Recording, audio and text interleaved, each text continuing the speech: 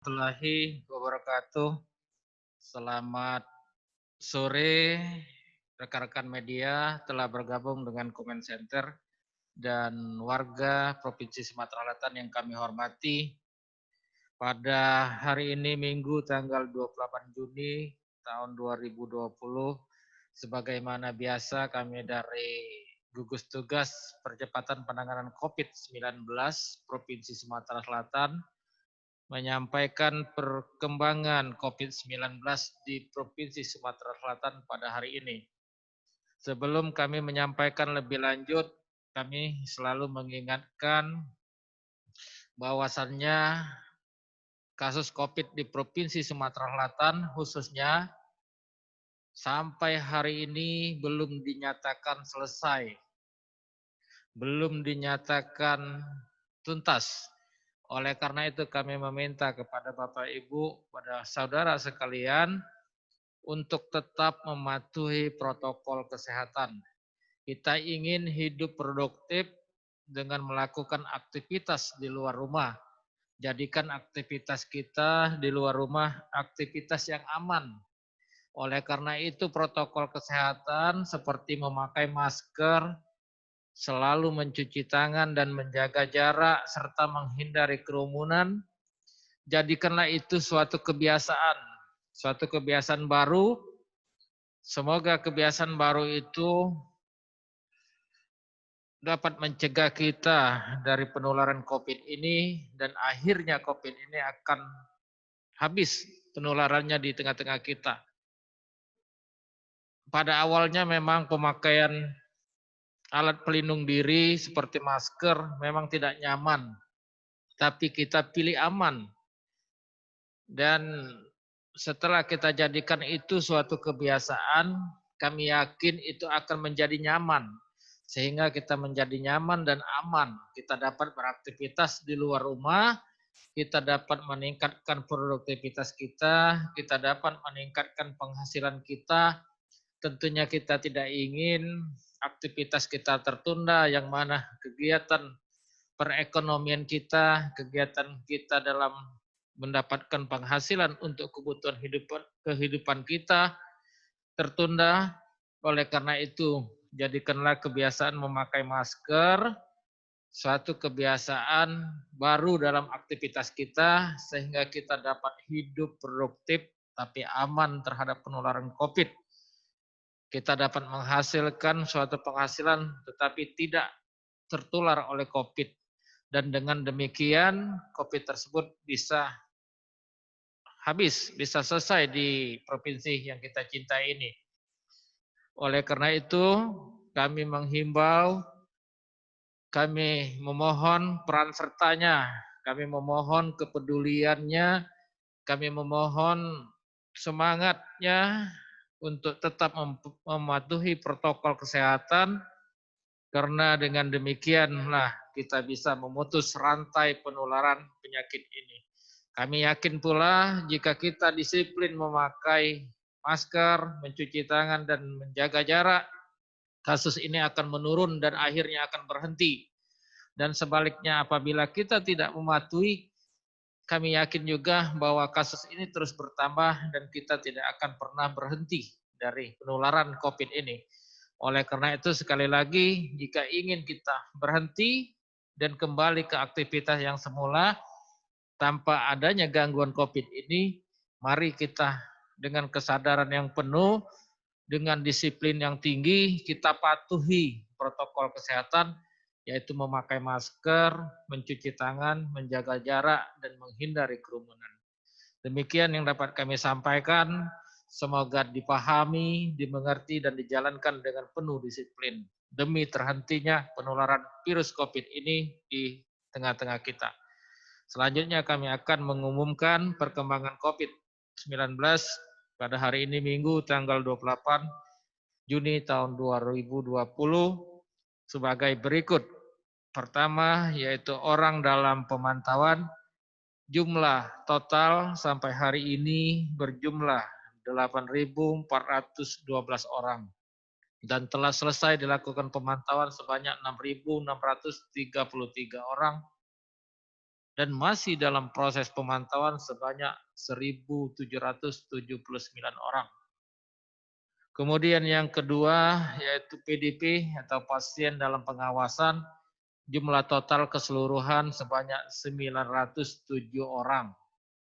Dan telah selesai dilakukan pengawasan sebanyak 631 orang dan masih dalam proses pengawasan atau proses perawatan atau proses isolasi sebanyak 276 orang. Kemudian yang ketiga, kasus konfirmasi atau kasus positif COVID-19 pada hari ini Sumatera Selatan mendapatkan penambahan sebanyak 50 orang. Dengan rincian Kota Palembang sebanyak 40 orang, Kabupaten Oki sebanyak 3 orang, Kabupaten Pali 1 orang, Ogan Ilir 2 orang, Banyuasin 4 orang. Kemudian kasus sembuh pada hari ini kita mendapatkan penambahan sebanyak 21 orang, semuanya berasal dari Kota Palembang. Sehingga total sembuh kita untuk Provinsi Sumatera Selatan berjumlah 959 orang. Kemudian yang meninggal pada hari ini kita mendapatkan penambahan yang meninggal sebanyak 3 orang yang berasal dari Kota Palembang 2 orang, kemudian Kabupaten Banyuasin 1 orang. Sehingga total yang meninggal untuk Provinsi Sumatera Selatan berjumlah 84 orang. Sehingga sampai hari ini total kasus positif COVID di Provinsi Sumatera Selatan berjumlah 2.000 orang. Kasus yang telah selesai sebanyak 1.043 orang. Sehingga kasus yang masih aktif atau masih dalam proses perawatan, masih dalam menunggu proses penyembuhan sebanyak 957 orang. Demikian yang dapat kami sampaikan. Terima kasih atas perhatian dan kedisiplinannya dengan tekad dan semangat yang kuat untuk memutus rantai penularan COVID-19 di Provinsi Sumatera Selatan yang kita cintai. Demikian, wassalamualaikum warahmatullahi wabarakatuh.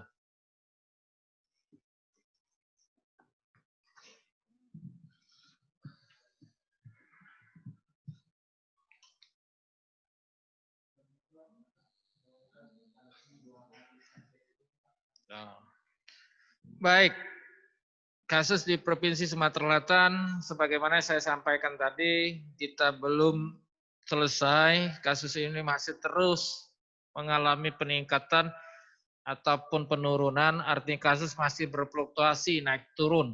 Nah, penyebab kasus yang melonjak ini kemungkinan besar di mana aktivitas masyarakat sudah mulai tinggi. Yang kami maksud adalah aktivitas di luar rumah, sehingga kontak mereka semakin tinggi. Itu jumlah kontak dengan orang lain. Nah, hal yang sedemikian ini jika tidak mematuhi protokol kesehatan seperti memakai masker, cuci tangan dan jaga jarak, tidak disiplin, maka itu kasus ini akan bertambah.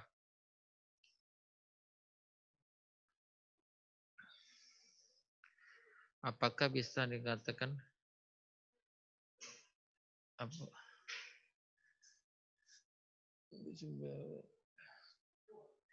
Iya, belum bisa kita katakan tidak berhasil. Kita saat ini masih terus mendisiplinkan masyarakat. Salah satu dengan edukasi terus. Dan tentunya ke depan kita akan meminta juga pengawasan dari semua pihak. Baik dari pihak pemerintah maupun pihak masyarakat sendiri. Supaya kita selalu mengingatkan antar sesama kita, terutama dengan keluarga kita, untuk disiplin memakai masker dan jaga jarak, serta menghindari kerumunan dan selalu mencuci tangan.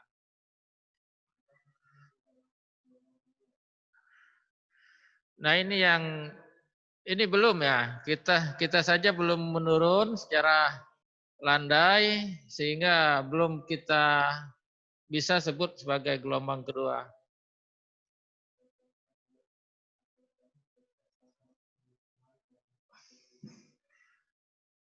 Iya, klaster baru untuk di komunitas saat ini seperti pasar-pasar yang kita tahu itu dua pasar itu ya, belum ada penambahan baru.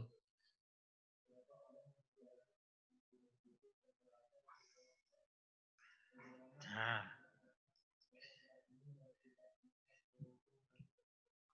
iya, rumah sakit tidak penuh ya.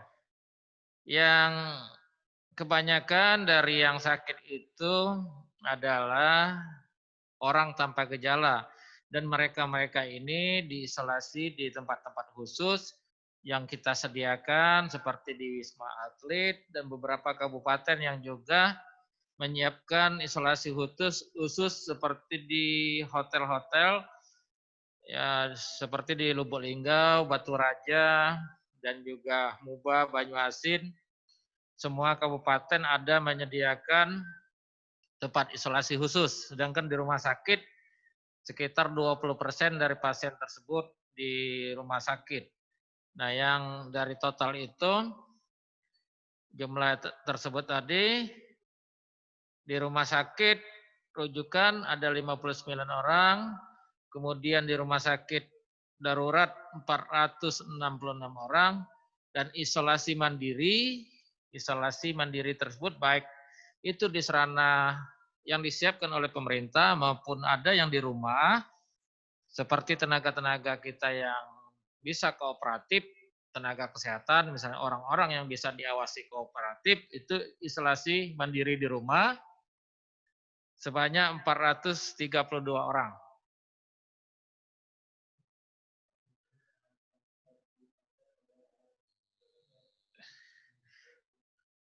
Nah, di pagar alam ini belum kita selidiki lebih lanjut ya. Memang ada rekan kita yang bekerja di Samsat di pagar alam dinyatakan positif, namun kontaknya akan kita ambil swab segera apakah kontak-kontak tersebut dinyatakan positif. Apabila kontaknya positif berarti ada klaster di pagar alam. Namun jika tidak positif maka yang tenaga kita tersebut memang berdomisili di Palembang. Berarti tidak terjadi klaster di pagar alam melainkan kontak di Palembang.